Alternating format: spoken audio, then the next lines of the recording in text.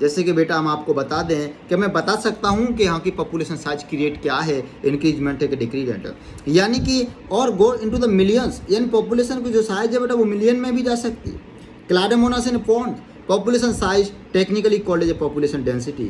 अब आप बोलोगे सर साइज वाइज तो कुछ नहीं होता, एक्चुअल में अगर मैं बताऊं तो पॉपुलेशन डेंसिटी कहते हैं कि किसी एरिया में रहने वाली पॉपुलेशन कितनी बढ़ रही है, कितनी कम हो रही है, this is the population density.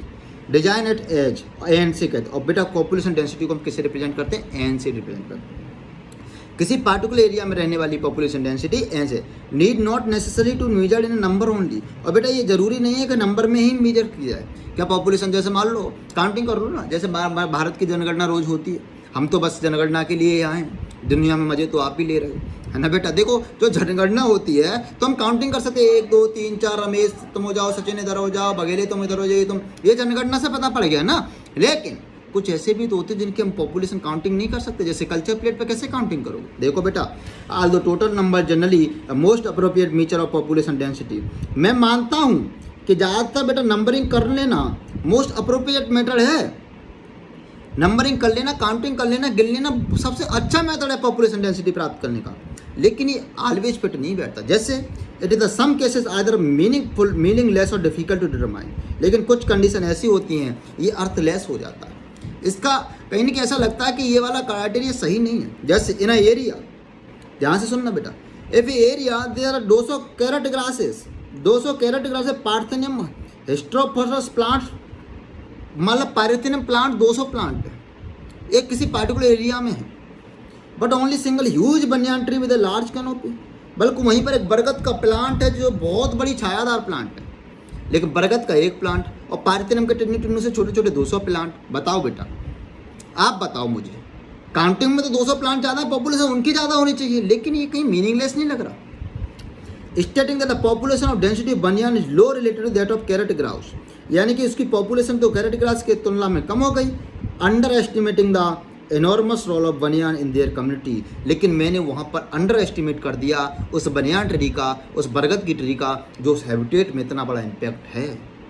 उस पर कितने ऑर्गेनिज्म रह रहे होंगे, कितने पीपल्स उस पर, सॉरी कितने इंसेक्ट उस पर फीडिंग करते होंगे, कितने लोग बाग उसकी कैनोपी में रह रहे होंगे, उसके नीचे कितनों का हैबिटेट होगा, उसमें कितने घोंसले होंगे, उस सब को मैंने अंडर एस्टिमेट कर दिया सिर्फ काउंटिंग करके। ये तो उसके लिए गलत बात हो गई ना। एक बरगद का प्लांट जो इतनी बड़ी कैनोपी लेके घूम रहा है उसको तुमने अंडर एस्टिमेट कर दिया, क्या ये सच है? नहीं।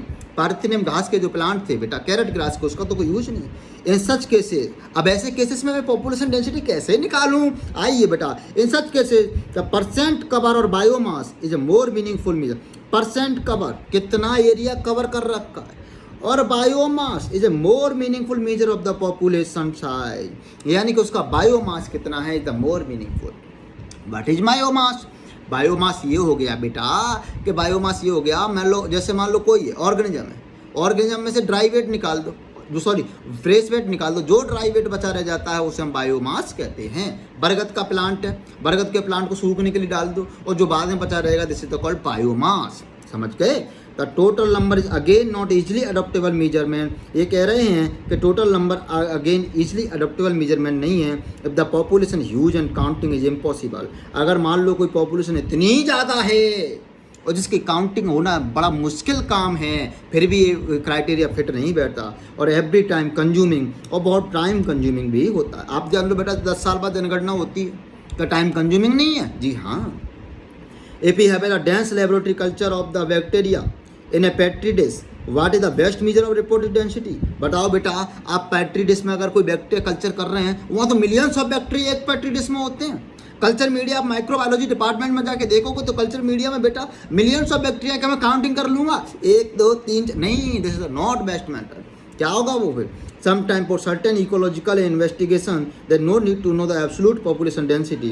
बेटा कुछ तो कुछ कंडीशन ऐसी होती हैं इकोलॉजिकल इन्वेस्टिगेशन में, कुछ हम पॉपुलेशन डेंसिटी एब्सोल्यूट नहीं नाप सकते। रिलेटिव डेंसिटी सब टू पर्पज इक्वली वेल, तो इसमें हम रिलेटिव डेंसिटी नापते हैं और उसका भी रिलेटिव डेंसिटी का भी बेटा इंपॉर्टेंट रोल उतना ही होता है जैसा कि पॉपुलेशन डेंसिटी का होता है। फॉर इंस्टांस, उदाहरण के लिए बेटा देखो, the number of fish caught per trap is good, the number of fish caught per trap is good enough measure its population density in the lake। ये कह रहे हैं कि एक बार मैंने नदी में जाल बिछाया और उसमें कितनी मछलियाँ आ गई, क्या वो उस नदी की पॉपुलेशन बता सकते हैं? मान लो उस समय पे किसी ने दाना डाल दिया, वो सारी मछलियाँ उधर चली गई। एक तालाब के किनारे पे मैं नेट लेके चला गया, जाल लेके चला गया, मैंने जैसे ही तालाब में जाल डाला तो मुझे 2 मछली मिली उस नेट में। इसका मतलब मैं बता दूंगा कि इतने एरिया में 2 मछलियाँ, तो पूरे तालाब में इतनी मछलियाँ होंगी, गाला। मैं कैसे बताऊंगा? उसको गिन के नहीं बता सकता। हो सकता है सारी मछलियाँ उधर कुन्ने पे बैठ गई, किसी मछली ने खबर दे दी, वो दोस्तों पकड़ने वाला है, इधर आ जा। इसका मतलब क्या हुआ? उस जाल में बेटा मछली कम आएंगी कि ज़्यादा आएंगी? कम आएंगी। अगर उस जाल में मछली कम आएंगी, कोई नेट मेथड नहीं है। फिर क्या करेंगे? हम एवरेज निकालेंगे। Be most obligated estimated population size indirectly, तो हम इस पॉपुलेशन इनडायरेक्टली निकालते हैं विदाउट एक्चुअली काउंटिंग। हम एक्चुअली काउंटिंग नहीं करते और उनको देखकर ही नहीं, उनको टाइगर देखकर ही नहीं, समझ गए बेटा? तो वहाँ पर हम एवरेज निकालते हैं, एवरेज पॉपुलेशन डेंसिटी निकालेंगे। 10 बार हमने डाला और 10 बार कितनी मछलियाँ आई, 10 बार नेट डालने पर हमने काउंट कर लिया, 10 से डिवाइड कर लिया, भैया इतना एवरेज आया। अगला, हम पॉपुलेशन काउंटिंग डेंसिटी, कुछ तो ऑर्गेनिज्म ऐसे होते हैं हम उनके पास नहीं जा सकते, गिन नहीं सकते। 1 शेर हो गया, 2 शेर हो गए, 3 शेर हो, फिर हम कैसे निकालेंगे? क्योंकि वो बेटा वो उनके पास जाना मुश्किल है।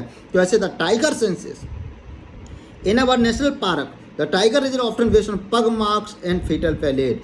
पग मार्क मतलब उनके बेटा चरणों के निशान होते होंगे, चरणों के जैसे ये निशान है ना, उस देखकर हम बता देते हैं कि ये चीता इतना बड़ा होगा, ये शेर इतना बड़ा होगा, ये छोटा सा बच्चे का पैर है, ये चीते के बड़े बच्चे का पैर है।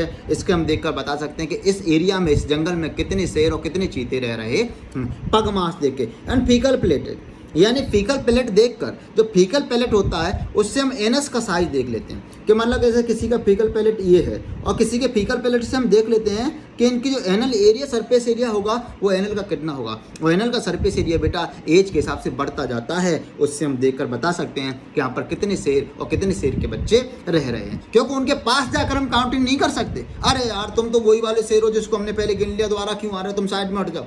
क्यों साइड में हट जाओ? उससे बोलेगा कौन जाके कि तुम वही वाले शेर हट जाओ? नहीं बेटा, वहाँ पर एनल एरिया पग मार्क्स से हम देख के बता सकते हैं कि ये कितनी पॉपुलेशन डेंसिटी लॉयंस की या टाइगर्स की इस जंगल में रह रही है। अगला टॉपिक है बेटा पॉपुलेशन ग्रोथ।